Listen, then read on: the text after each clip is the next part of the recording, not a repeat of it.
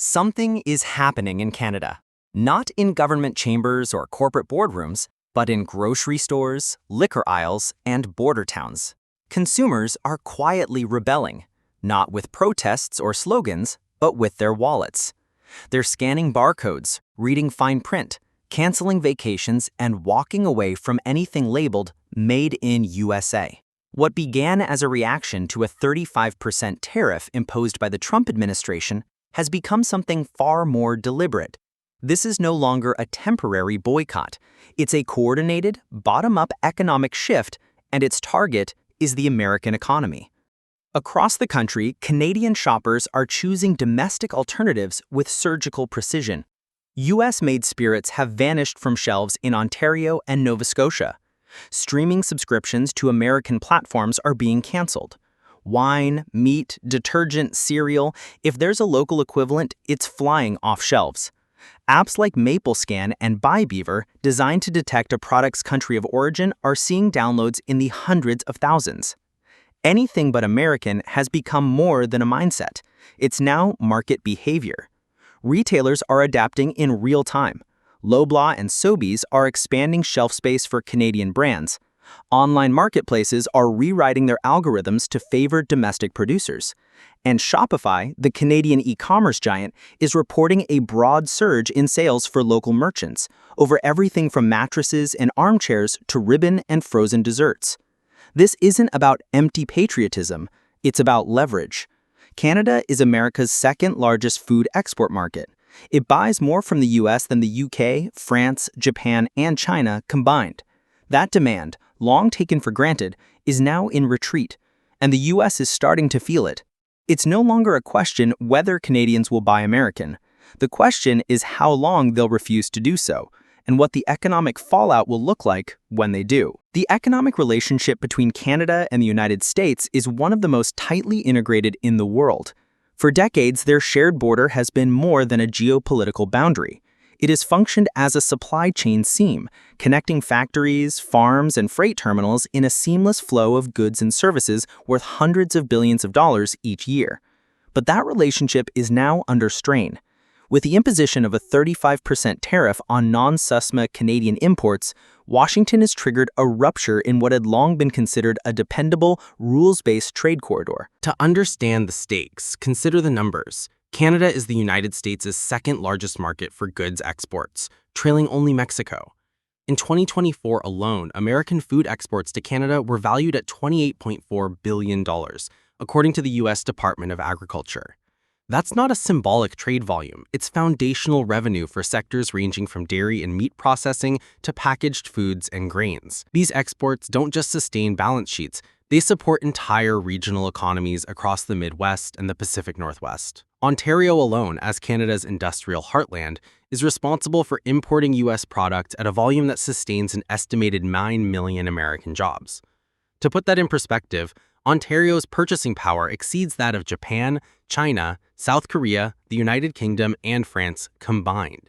That single Canadian province, with a population smaller than California's, is arguably one of the most critical export destinations for the American industrial machine. The new tariffs have introduced a sharp break in that system. Goods that previously moved fluidly across the border, steel coils, packaged meats, distilled spirits, canned goods, now face punitive cost increases. And because the tariffs target products outside the CUSMA framework, they affect not just luxury items or strategic commodities, but everyday staples and high-volume consumer goods.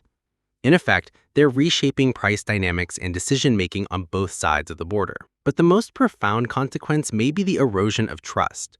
Trade between Canada and the United States has operated on the presumption of stability, predictable rules, dispute resolution mechanisms, and long-term contracts calibrated to tariff-free flows. By reintroducing tariffs at this scale, the U.S. has signaled a willingness to override those assumptions for political purposes. That message reverberates far beyond border crossings and warehouses. It reaches the bond markets, the investment forecasts, and the hiring plans of every manufacturer that depends on cross-border input sourcing or export revenues. At the institutional level, the concern is real and growing. The Bank of Canada has noted increased uncertainty around investment, citing trade instability as a significant headwind. The Peterson Institute warns that retaliatory actions from Canada, particularly in agriculture and consumer goods, could disproportionately impact smaller American exporters who lack diversified markets. In Statistics Canada is already tracking a shift in import patterns as domestic producers fill voids once occupied by American firms. This isn't simply a test of economic endurance. It's a recalibration of North American trade architecture. And if left unresolved, it threatens to weaken the very assumptions that once made this corridor the most productive bilateral trade route on Earth. The escalation began not with a negotiation breakdown, but with a decision, one that carried the full weight of executive authority. On August 1st, the United States imposed a 35% tariff on a wide range of Canadian exports that fall outside the protections of the USMCA agreement. The scope was sweeping: processed food, spirits, aluminum, automotive components. These weren't symbolic items, they were core inputs in high-volume trade goods that underpinned billions in bilateral commerce. The response from Canada was swift. Prime Minister Mark Carney issued a formal statement expressing what he called profound disappointment, underscoring the fact that Canada had entered every stage of the USMCA negotiations in good faith. Yet what it received in return was not stability, but a sudden policy reversal with immediate commercial consequences. Within days, Ontario moved to block the sale of American-made spirits in publicly owned liquor stores. Other provinces followed, invoking the power of their retail procurement systems to send a clear signal. Trade has consequences, and so does trust. The impact wasn't limited to government. Across Canada, business leaders and trade associations began modeling the long-term implications of a 35% tariff regime. The math was clear and brutal. For Canada, it meant rising input costs and supply chain reorientation. For the United States, it meant lost market access, damaged export pipelines, and a sudden spike in reputational risk among its closest allies. What made the situation more volatile was the nature of the tariff itself. This wasn't a measured sanction against a single sector. It was a blanket increase imposed on a nation that had, until recently, been a privileged trade partner. That effectively made Canada the most heavily tariffed U.S. ally in the world. It sent a message not only to Ottawa, but to Berlin, Tokyo, and Seoul. If even Canada can be hit with punitive measures, no alliance is truly secure. Meanwhile, the economic fallout began to surface. The closure of Campbell's Toronto plant, announced back in 2018, suddenly took on renewed relevance. With production long since moved to the U.S., over 380 jobs had already vanished.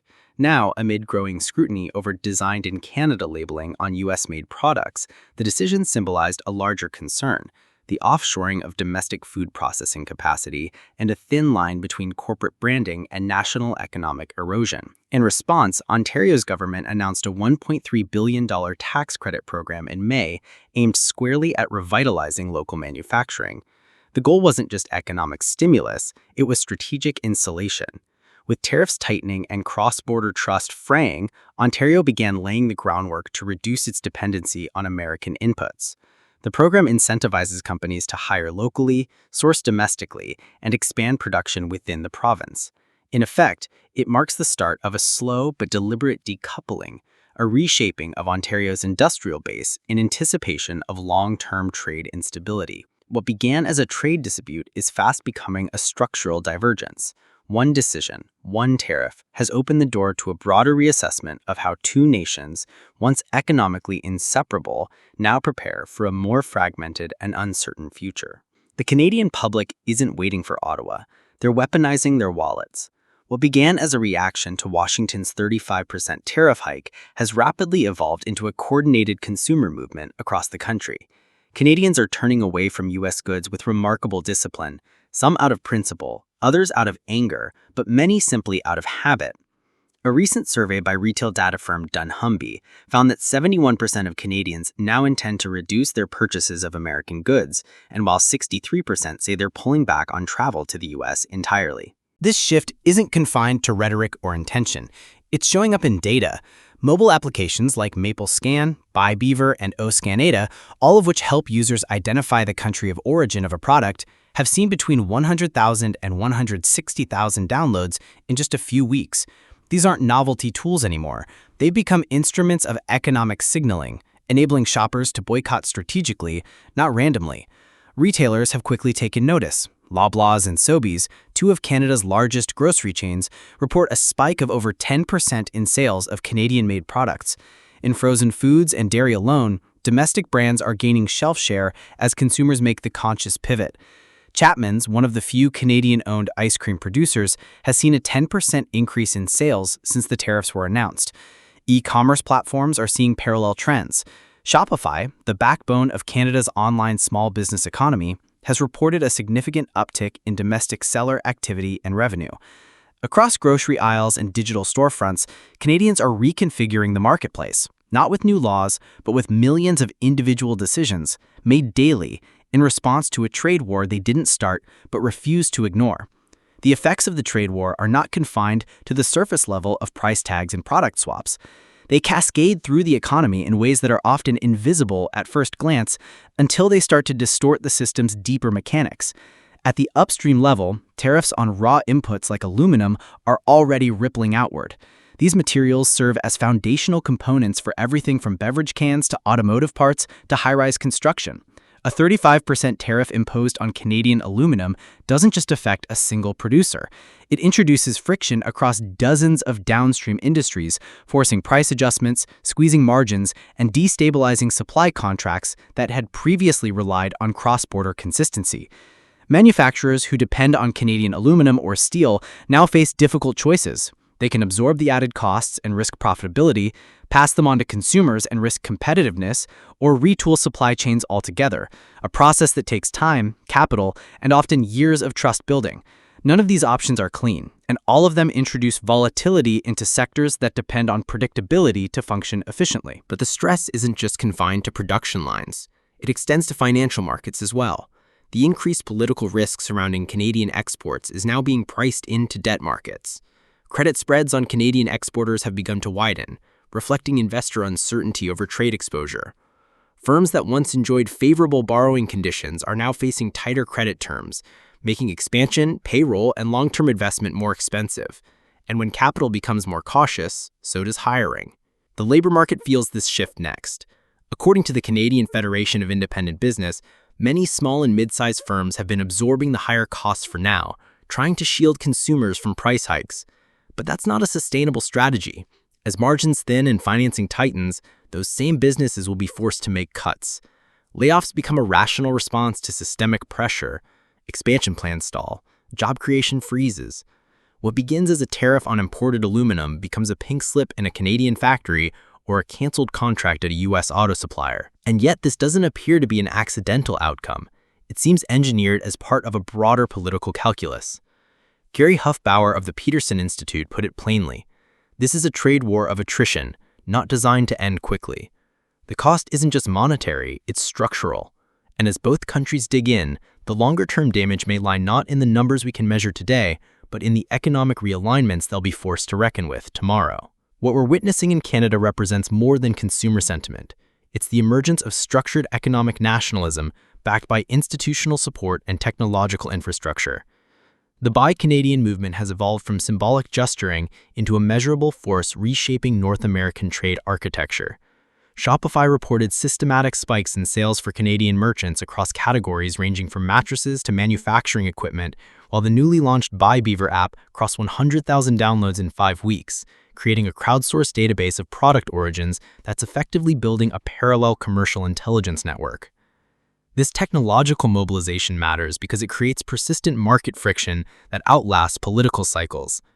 The Oz Canada application, using artificial intelligence and barcode scanning to identify Canadian ownership structures, has been downloaded 160,000 times, demonstrating that consumer behavior modification is becoming embedded in daily purchasing infrastructure.